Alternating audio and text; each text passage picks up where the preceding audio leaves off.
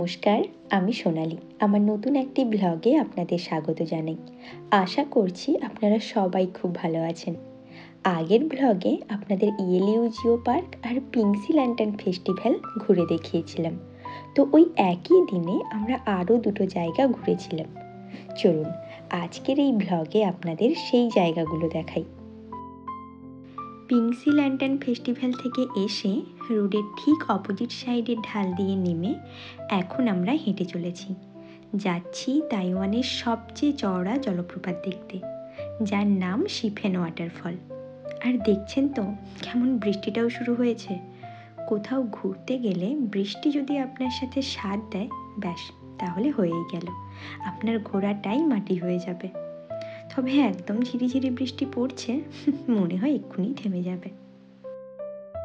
আর এই রাস্তাটায় হাঁটতে এত ভালো লাগছিল।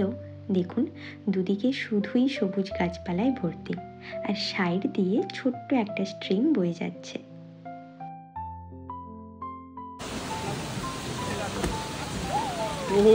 দেখে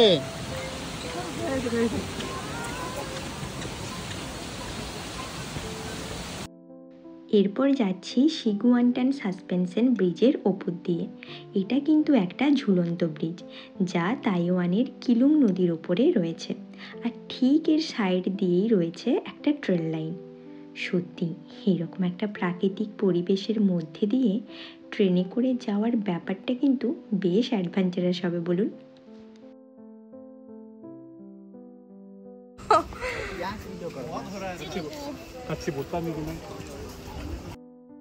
কিছুটা হেঁটে আসার পর দেখলাম এখানে লাইন দিয়ে দাঁড়িয়ে রয়েছে কয়েকটা ঘোড়া।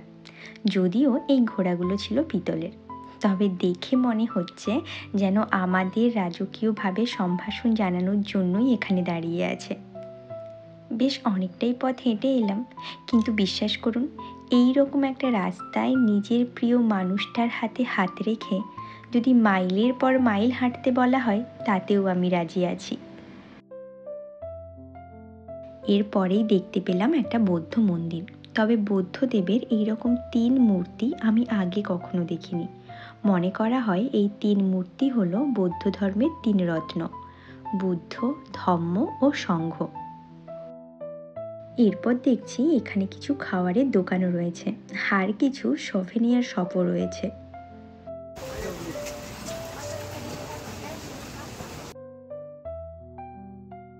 আর দেখুন, এই হলো সেই শিফেন ওয়াটারফল। সাথে জলটা দেখুন, একদম সবুজ পাহাড়, তার মধ্যে দিয়ে জঙ্গল, আর সেই জঙ্গলের ভেতর এই জলপ্রপাত। সত্যি প্রকৃতির এ যেন এক আশ্চর্য সৃষ্টি। চলুন এবার সিঁড়ি দিয়ে নিচে নেমে ওয়াটারফলটা সামনে থেকে দেখি। কি ভালো জায়গাটা দেখো। এটা তো আমরা উপর থেকে নিচে থেকে দেখলে কত সুন্দর লাগবে। হ্যাঁ,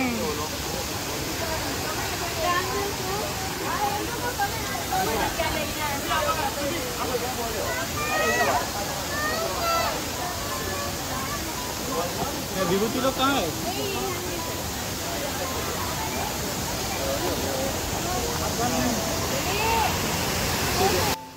এই ওয়াটারফলটির মোট উচ্চতা 66 ফুট আর চওড়া 130 ফুট। তবে এটি একটি কাস্কেড জলপ্রপাত, যেখানে জল একদিকে প্রবাহিত হচ্ছে আর পাথরগুলো ঠিক তার বিপরীত দিকে ঢালু রয়েছে। দেখুন, এই ওয়াটারফলটা কিছুটা উত্তর আমেরিকার নায়াগ্রা জলপ্রপাতের মতো দেখতে। তবে হ্যাঁ, নায়াগ্রা জলপ্রপাতের মতো অত বড় নয়, কিন্তু দেখতে কিছুটা সেম সেম। তাই এই শিফেন ওয়াটারফলকে তাইওয়ানের নায়াগ্রা জলপ্রপাতও বলা হয়। ঘুরতে ঘুরতে সন্ধেও নেমে এলো, আর আমরা এখন এসে পৌঁছেছি জুফেন নাইট মার্কেটে। এই মার্কেটটা তবে পাহাড়ের একদম ওপরে রয়েছে। আর দেখুন, মানুষ যেন এখানে কিলবিল করছে। কোথায় যে ছিল এত মানুষ কে জানে। দম বন্ধ করা একটা পরিবেশই বলতে পারেন।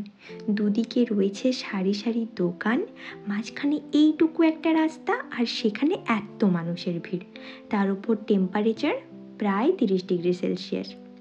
সত্যি এইসব দেখে আমার গ্রামের সেই গাজন মেলার কথা মনে পড়ে যাচ্ছে, জানেন তো। চৈত্র মাসের শেষে গরমে ঘামে নিয়ে ঠিক এইভাবেই ভিড় ঠেলে ঠেলে চড়ক দেখতে যেতাম।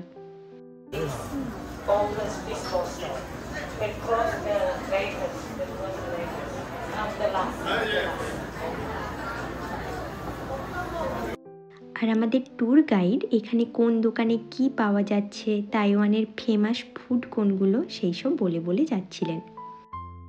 এরপর ট্যুর গাইড আমাদের এই দোকানের কাছে নিয়ে এলেন, যার নাম তাইওয়ান ওকারিনা। এই ওকারিনা হলো এক ধরনের উইন্ড ইনস্ট্রুমেন্ট, যা তার কিছু ইউনিক সাউন্ডের জন্য তাইওয়ানে খুবই ফেমাস। Welcome to Taiwan.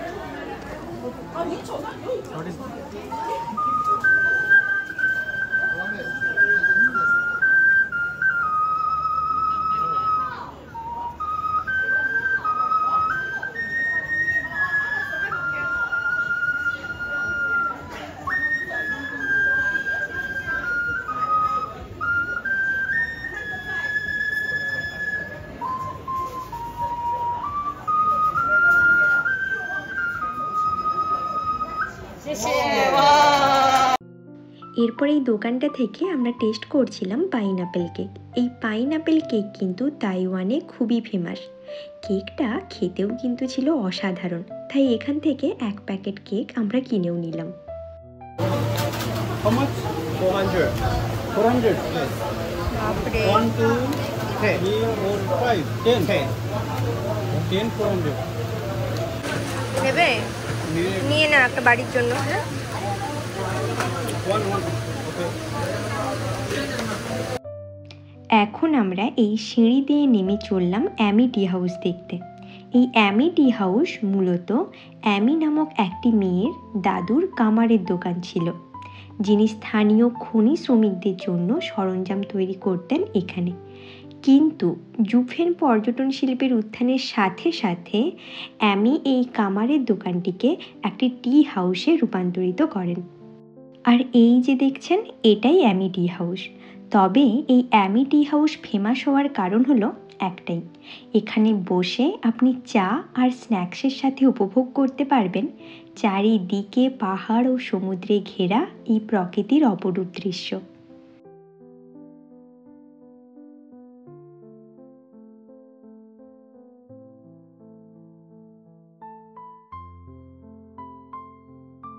এরপর আমরা ডিনারের জন্য এলাম এই দোকানটাতে। চলুন এবার ভেতরে গিয়ে বসি, অনেকটা পথ হাঁটাহাঁটি হলো আজকে। আর এই যে আমরা অর্ডার করেছিলাম ফ্রাইড রাইস। আমাদের ইন্ডিয়ার মতো অত টেস্টি নয়, তবে খেয়ে মোটামুটি পেট ভরানো যাবে। আর অন্যরা অর্ডার করেছিল বয়েলড চিকেন, পর্ক ডাম্পলিং, এইসব আর কি। আর এই মার্কেটটাতে দেখছি বিভিন্ন ফ্লেভারের প্রচুর চায়ের পাতা বিক্রি হচ্ছে, তাই ফেরার পথে কয়েকটা পাতা কিনেও নিলাম। তাইওয়ানে আজকের এই পুরো দিনটা বেশ ভালোই কাটলো। আর এই যে বাসের কাছেও চলে এসেছি। তো চলুন আজকের এই ব্লগটা এখানেই শেষ করছি। দেখা হবে অন্য একদিন। আর অবশ্যই কমেন্টে জানাবেন কেমন লাগলো আজকের এই ব্লগটা। ভালো লাগলে একটা লাইক ও শেয়ার করে দেবেন। আর প্লিজ চ্যানেলটা সাবস্ক্রাইব করে পাশে থাকবেন।